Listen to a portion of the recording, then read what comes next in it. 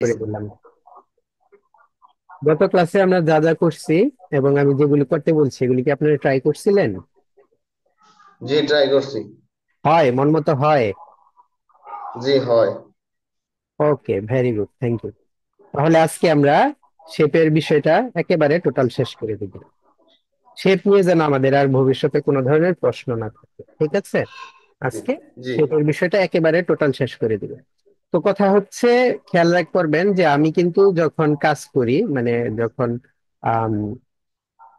Class করি, মূলত course করাই, যখন ক্লাসে বুঝাই, তখন কিন্তু আমি শেপ দিয়ে বিভিন্ন ধরনের জিনিস তৈরি করি, যে এই শেপ দিয়ে এটা করতেছি, এই শেপ দিয়ে এটা করতেছি। মূলত এই জিনিসগুলো কেন করি?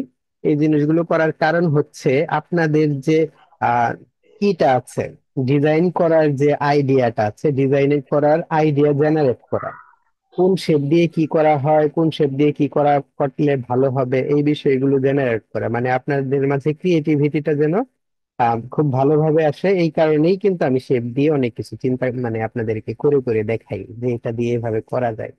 তো আজকে আমি কিছু কাজ করব, বাকি কিছু আপনারাও করবেন শেপ দিয়ে।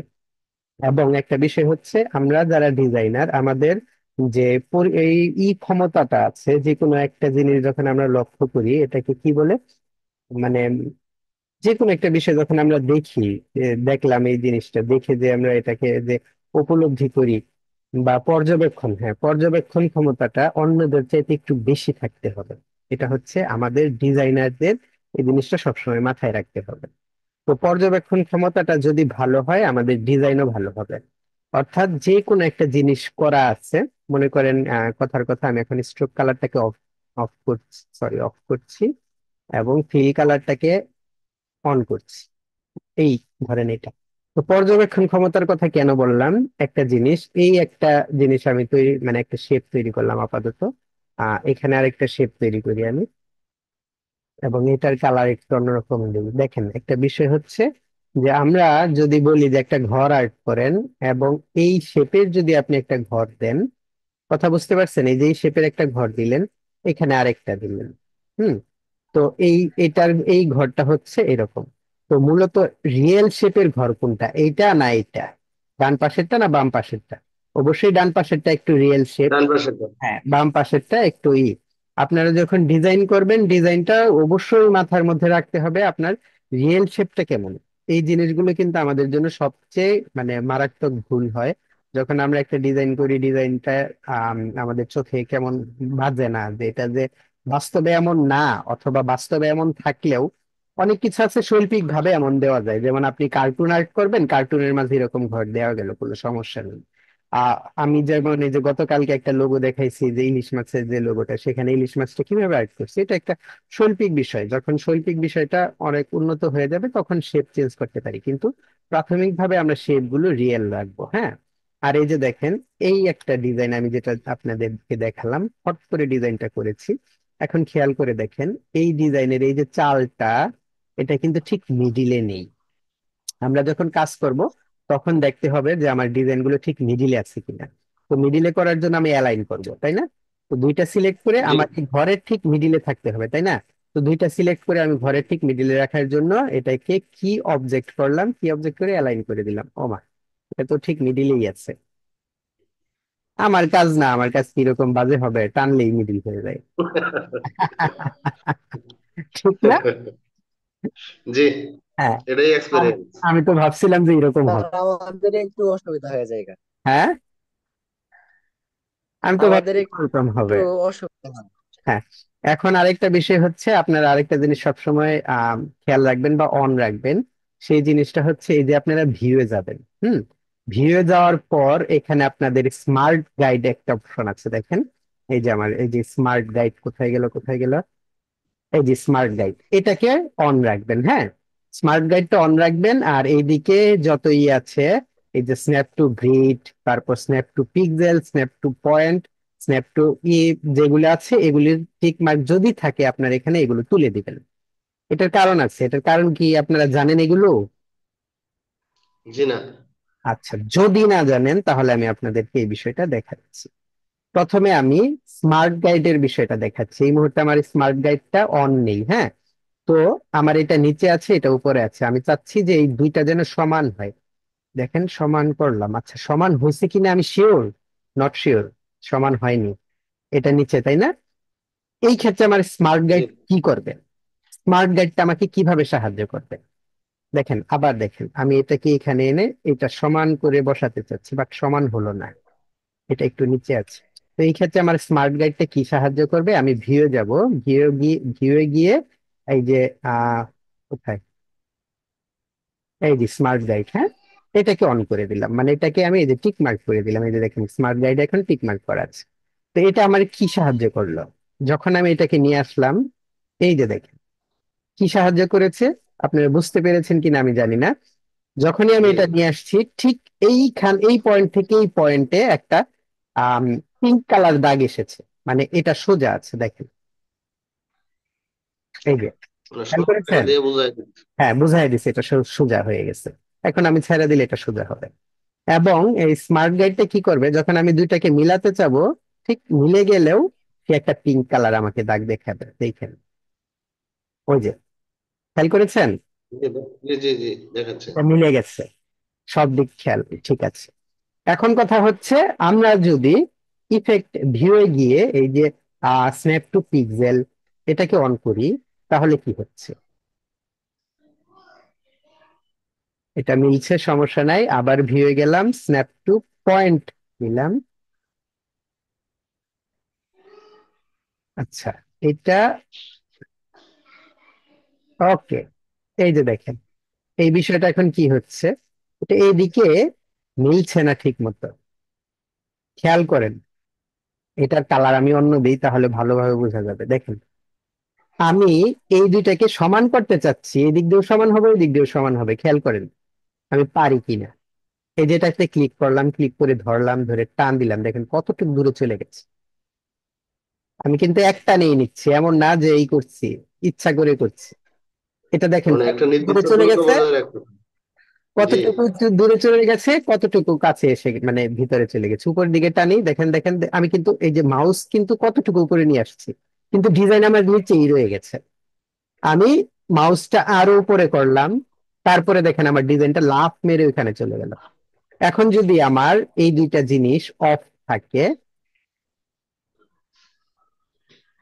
ভিউয়ে গেলাম, আমি স্ন্যাপ টু পিক্সেল তুলে দিলাম, দেখি স্ন্যাপ টু পিক্সেল তুলে দিলে কি রেজাল্ট আসে।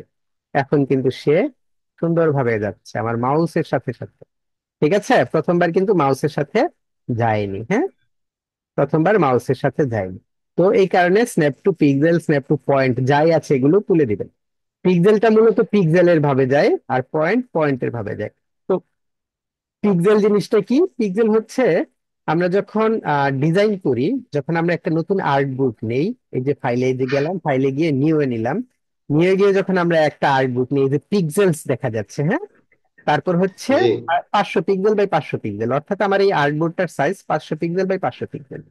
তো এই যে এখানে একটা খেয়াল করেন, একটা বিষয় এখানে, এই যে এখানে, হ্যাঁ, এটাকে আমি আহ নিচে কিভাবে নামাই,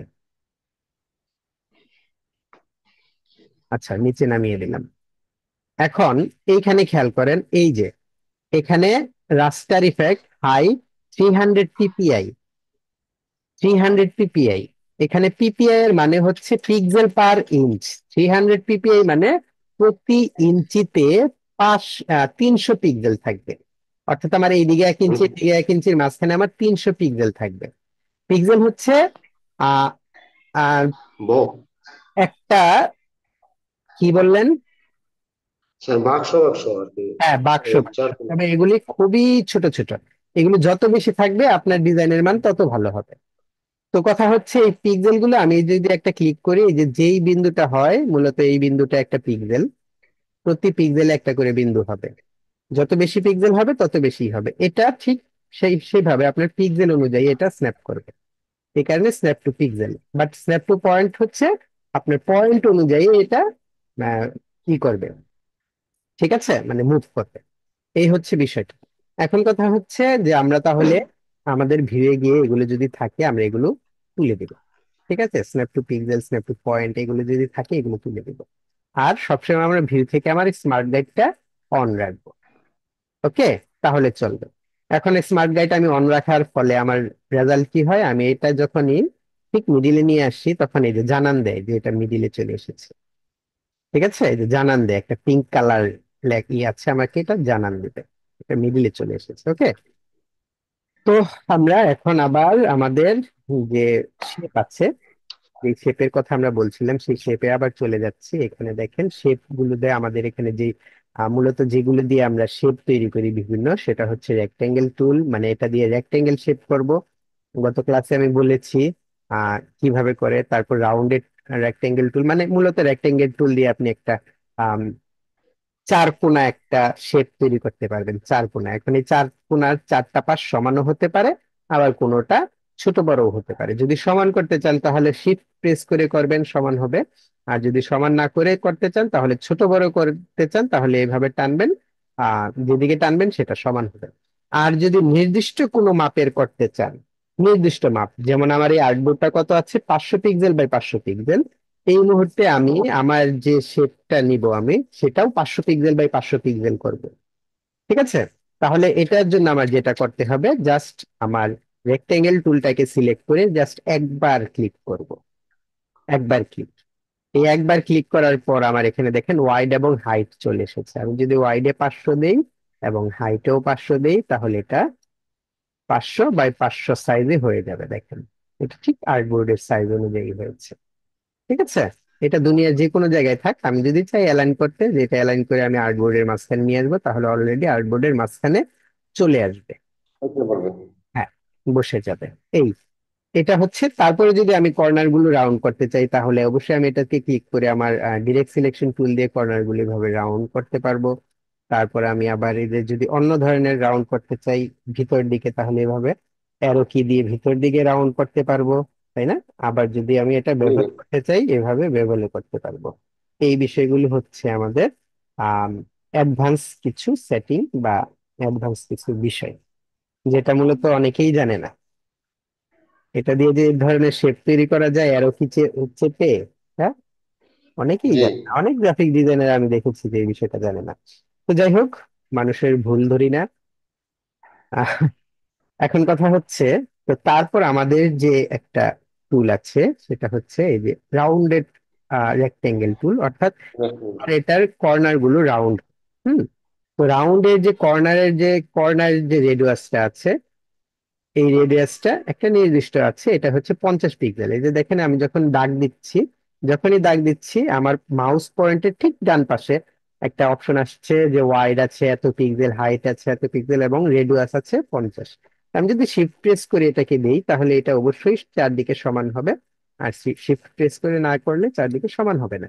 তো আমার যে এটা রাউন্ডনেসটা আছে অর্থাৎ রেডিয়াসটা, এটা যদি আমি বদলাতে চাই অথবা ঠিক একইভাবে যে কোন একটা মাপে নিতে চাই, জাস্ট একবার ক্লিক করব তাহলে এই যে আমার সবকিছু কিছু এসে যাবে। যদি আমি কর্নারটা কমাতে চাই, ওকে দিলাম, তাহলে আমার এই যে দেখেন কর্নার গুলো এখান থেকে কমছে। তো আমরা এত কঠিন বিষয়ের মাঝে আপাতত যাব না, কারণ কি আমাদের তো রেক্টেঙ্গেল টুল দিয়েই আমরা এই জিনিসটা করতে পারছি।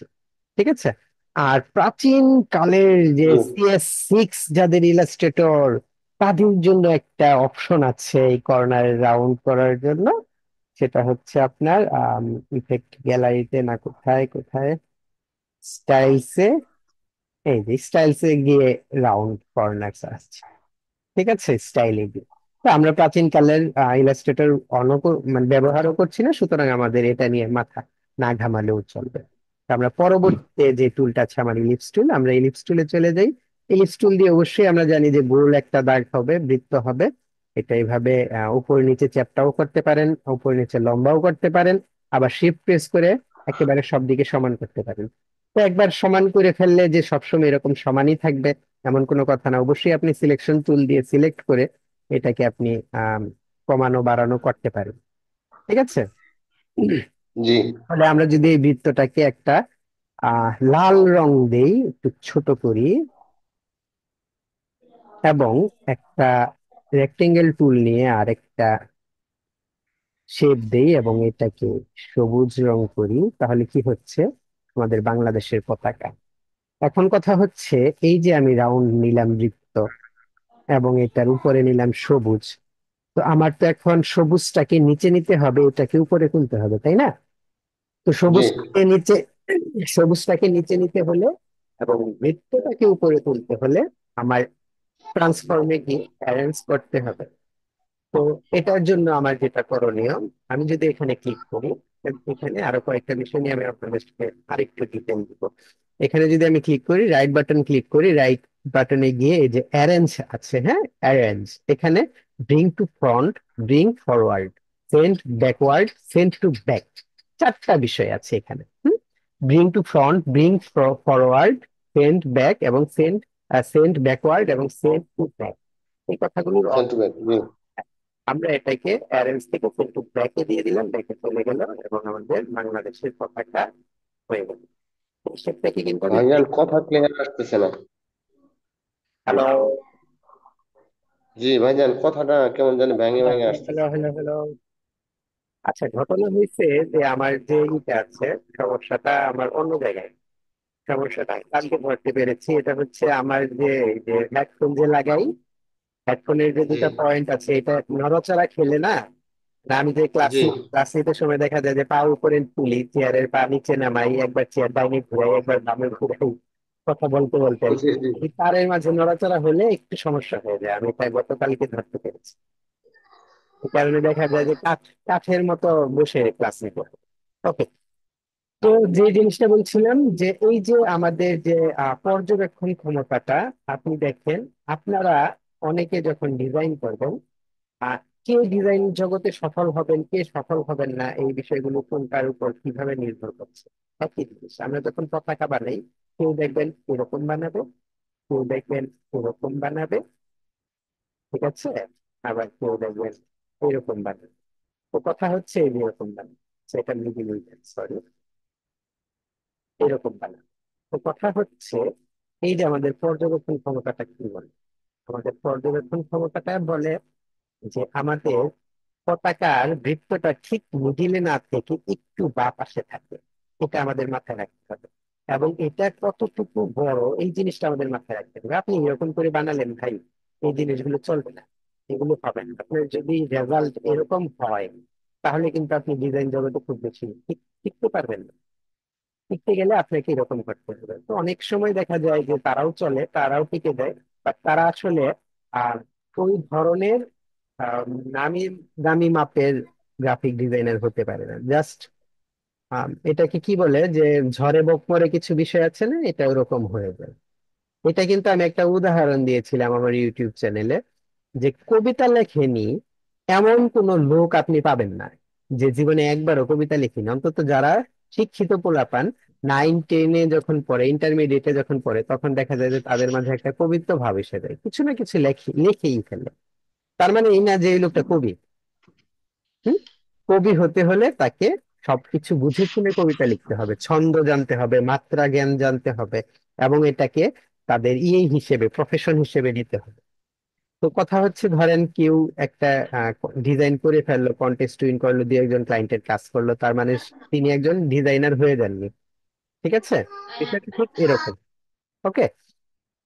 তো যেটা বলছিলাম এখন, ব্রিং ফ্রন্ট এবং ব্রিং ব্যাক, এগুলো সেন্ড ব্যাক, এগুলি নিয়ে আমি একটু আলোচনা করবো আপনাদের সাথে।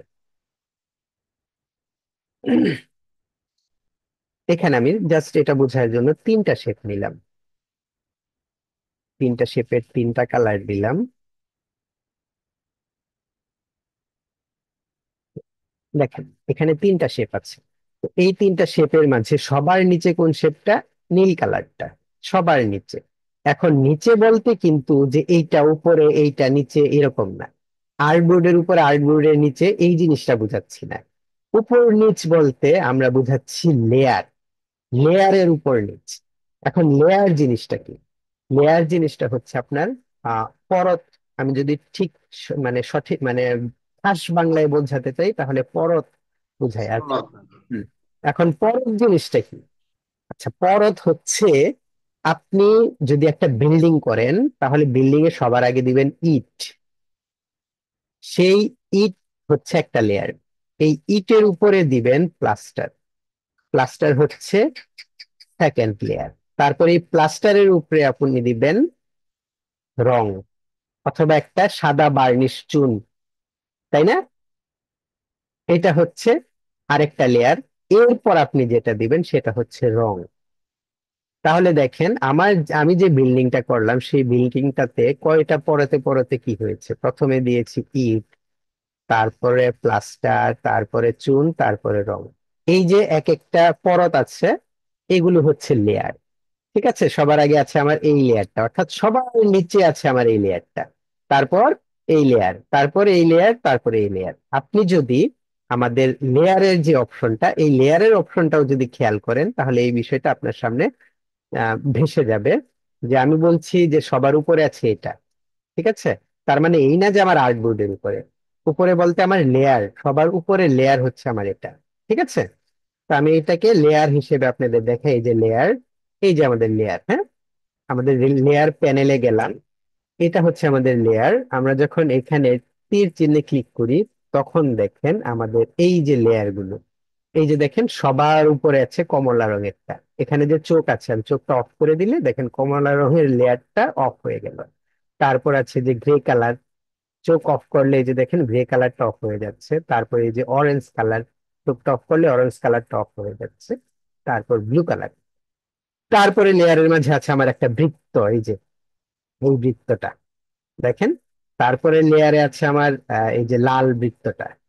তারপরে লেয়ারে আছে আমার এই আম, নীল বৃত্তটা। তারপরে লেয়ারে দেখাচ্ছে একটা ইলিপসি পলিগন টুলের একটা ই শেপ, এই যেটা, এই যেটা, এই যে দেখা যাচ্ছে, দেখেন, ঠিক আছে, এই যেটা।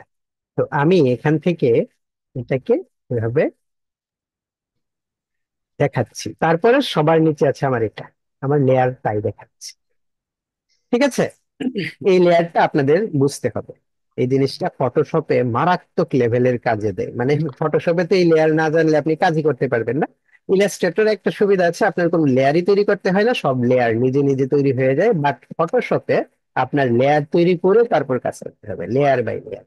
তো যাই হোক, কথা এটা না, কথা হচ্ছে যে এই যে আমার এখানে চারটা শেপ আছে, সবার উপরে আছে এখানে দেখাচ্ছে এই লেয়ারটা। তো আমি যদি চাই যে আমার এই লেয়ারটা জাস্ট এক লেয়ার নিচে আসুক, জাস্ট এক লেয়ার, অর্থাৎ এই যে একটা লেয়ার আছে, এই একটা লেয়ার, মানে জাস্ট এই লেয়ারটার নিচে নেমে থাকে, এই লেয়ারটার নিচে, এই যে গ্রে কালার লেয়ারটা। আমি কি আপনাদের লেয়ারের বিষয়গুলো বুঝাতে পেরেছি, নাকি জি আরো বুঝতে হবে? মাঝে ভাই ছাড়া অন্য কেউ একজন বলেন, লেয়ারের হ্যাঁ, বিষয়গুলো কি বুঝতে আপনারা পারছি। বুঝছেন? ওকে। তাহলে আমি চাচ্ছি যে জাস্ট একটা লেয়ার নিচে নামাতে, অর্থাৎ এই বেচা থাকবে উপরে, তারপর থাকবে। তাহলে আমার এই ক্ষেত্রে কি করতে হবে? আমি সিলেক্ট করব, রাইট বাটন ক্লিক করব, আমি এখানে অ্যারেঞ্জে যাব, অ্যারেঞ্জে গিয়ে সেম টু সেম ব্যাকওয়ার্ড কি দিব, সেম ব্যাকওয়ার্ড ক্লিক করব।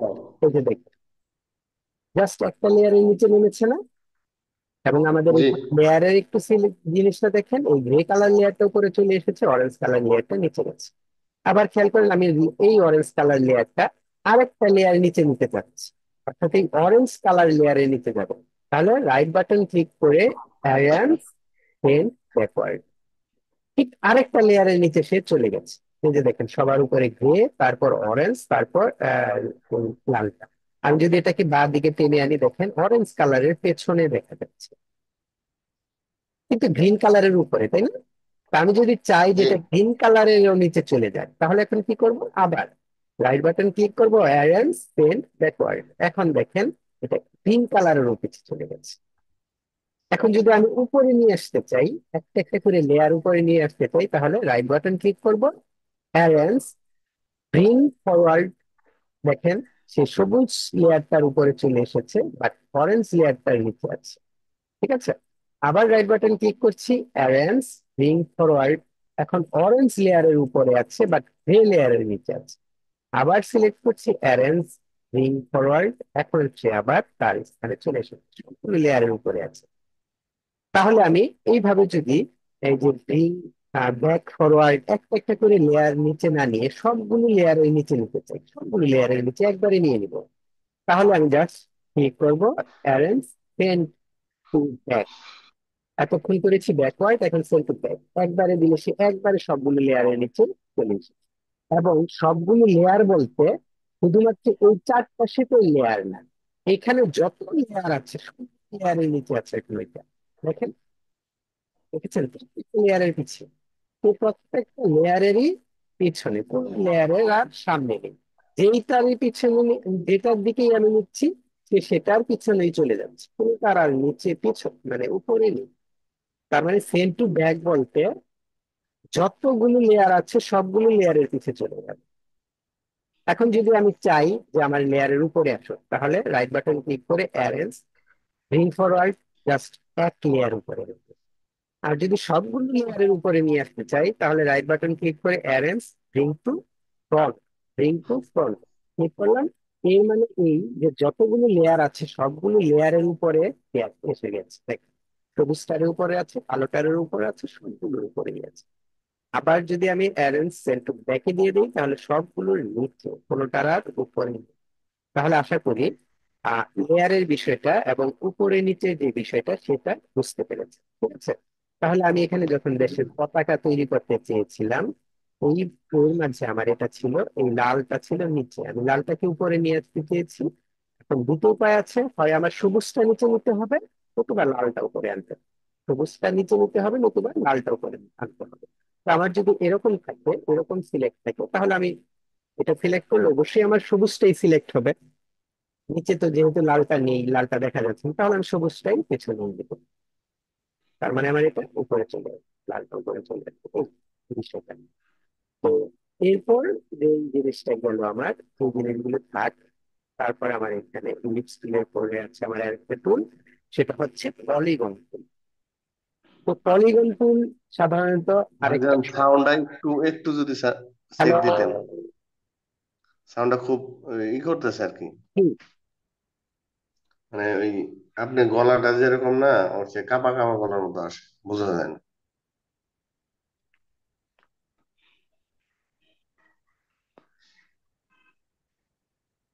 গলা ব্যথা হয়ে গেছে বোধ হয়, তাইলে জি।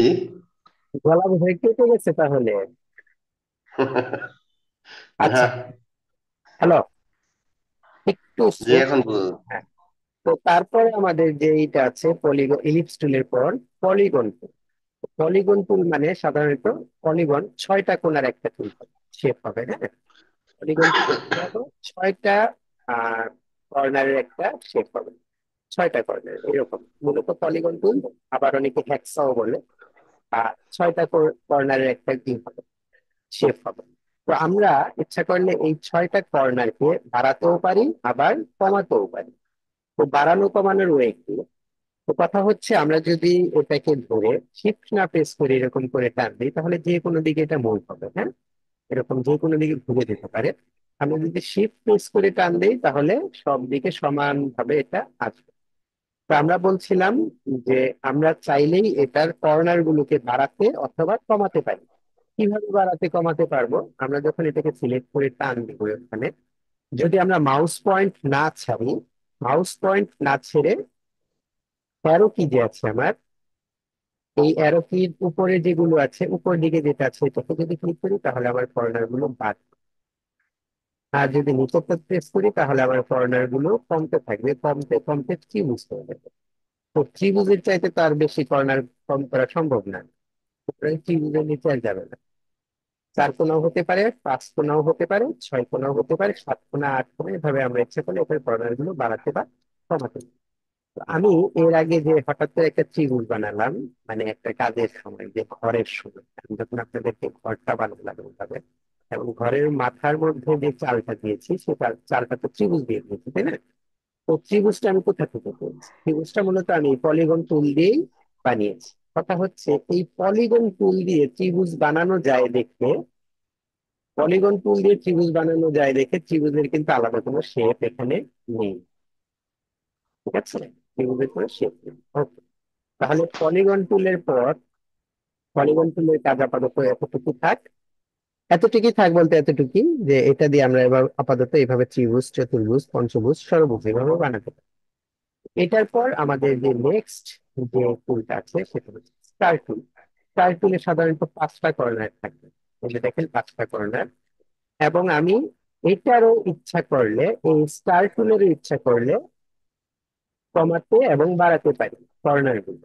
এই যে আমি আমার ইলিপস টুলের, সরি অ্যারো কির যে উপরের গুলো চাপছি, এটার কর্নার আস্তে আস্তে বাড়ছে, আবার এগুলো চাপছি, এটার কর্নার আস্তে আস্তে কমছে। এখন কথা হচ্ছে এটাও কমতে কমতে ত্রিভুজ পর্যন্ত চলে যাবে। ঠিক আছে, এখন দেখুন এইখানে যে বিষয়টা, ত্রিভুজ, আপনার ত্রিভুজ যে সবসময় এই যে এখন যেমন আছে, সরি, ত্রিভুজ যে সবসময় এখন, সরি, স্টার, আপনার স্টার যে সবসময় এখন যেমন আছে তেমনই থাকবে, এটা কিন্তু কোনো কথা না। ঠিক আছে, আপনি যদি ত্রিভুজের ভেতরের দিকটা, বারবার ত্রিভুজ কেন বলছি, স্টারের ভিতরের দিক, স্টার। হ্যাঁ, একটু ভিতরে আনতে চান অথবা এগুলো একটু বড় করতে চান, এই জিনিসটা আপনি করতে পারবেন। তো আপনি জাস্ট ত্রিভুজে স্টারে ক্লিক করে, একবার ক্লিক করেন, তারপর এই যে রেডিয়াস 1, হ্যাঁ, এগুলো যদি আপনি বাড়ান, এটা 98 আছে, আমি 150 দিলাম। হ্যাঁ, পয়েন্টস, এই যে পয়েন্টস গুলো বাড়াতে পারবেন এখান থেকেও, আমি পয়েন্টস 5 আছে, আপাতত 5ই থাক। আপনি দেখেন এখন স্টারটা কেমন হয়েছে, এটার গুলো আগেরটার চাইতে বেড়েছে না, বেড়েছে। তো আপনি ইচ্ছা জি। করলে এটা আবার, এই জিনিসটাকে এখন আমরা এখান থেকে এটাকে আমি 100 দিলাম, দিয়ে ওকে দিলাম, এখন দেখ, এখন কিন্তু আবার অন্য ধরনের হয়েছে। অর্থাৎ আমার কাছে যেভাবে আছে যেমন আছে, আমার যে সবসময় স্টার, সরি, হ্যাঁ, স্টার এমনই করতে হবে, এটা কিন্তু কথা না। আপনি ইচ্ছে করলে এটার ভেতরের বাইরের জিনিসগুলো কমাতে বা বাড়াতে পারবেন। ডিজাইন আসলে খুবই সহজ, ডিজাইন আসলে খুবই সহজ, বাট ডিজাইনের থিঙ্কিংটা সবচেয়ে কঠিন। আপনি ডিজাইন যখন করবেন, আপনি যখন ডিজাইনার হবেন, এই জিনিসটা চিন্তা করবেন যে আমরা ডিজাইন, মানে ডিজাইন বিক্রি করি না, আমরা বিক্রি করি থট, আমরা চিন্তাধারা, চিন্তাটা বিক্রি করি। কারণ ডিজাইন করা খুব সহজ, একটা ডিজাইন সর্বোচ্চ 30-40 মিনিট লাগতে পারে, বাট এক ডিজাইনের থটটা করতে হয় আপনি 30-40 দিন চলে যেতে পারেন। ঠিক আছে, দেখেন কত সুন্দর। তো কথা হচ্ছে যে আমরা এভাবে এগুলো কমিয়ে বাড়িয়ে সবকিছু আবার ঠিকঠাক করতে পারি। আর স্টারের মাঝে এবং পলিগনের মাঝে আমরা যে ত্রিভুজ করি, হ্যাঁ, ত্রিভুজ যখন করি, স্টারের মাঝে এবং পলিগনের মাঝে একটা আছে, ব্যতিক্রম আছে। ব্যতিক্রমটা আমি আপনাদেরকে দেখিয়ে দিচ্ছি। স্টার দিয়ে একটা ত্রিভুজ তৈরি করলাম, ওকে, এবং পলিগন দিয়ে আমি একটা স্টার ত্রিভুজ তৈরি করবো, ওকে। এখানে আমি দুটো ত্রিভুজ নিয়েছি, ঠিক আছে, দুটো ত্রিভুজ তৈরি করেছি, একটা হচ্ছে স্টার দিয়ে, একটা হচ্ছে পলিগন।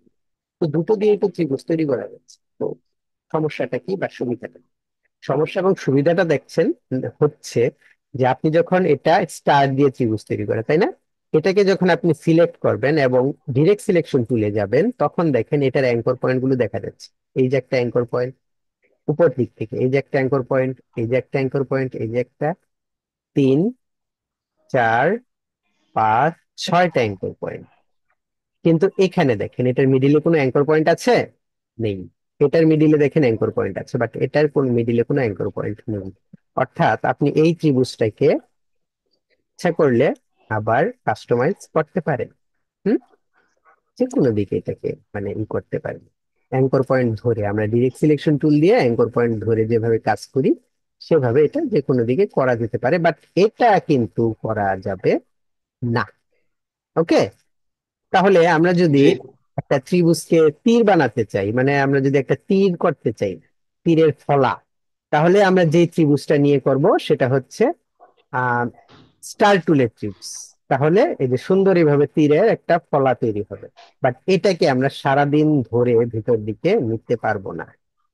ঠিক আছে, এই জিনিসটা আশা করি মনে রাখবেন, এই বেসিক যে বিষয়টা, এই বেসিক জিনিসটা বোঝার জন্য। তো আমাদের এখানে ফার্স্ট সেশন শেষ হওয়ার জন্য আমাদের 1 মিনিট প্লেস আছে।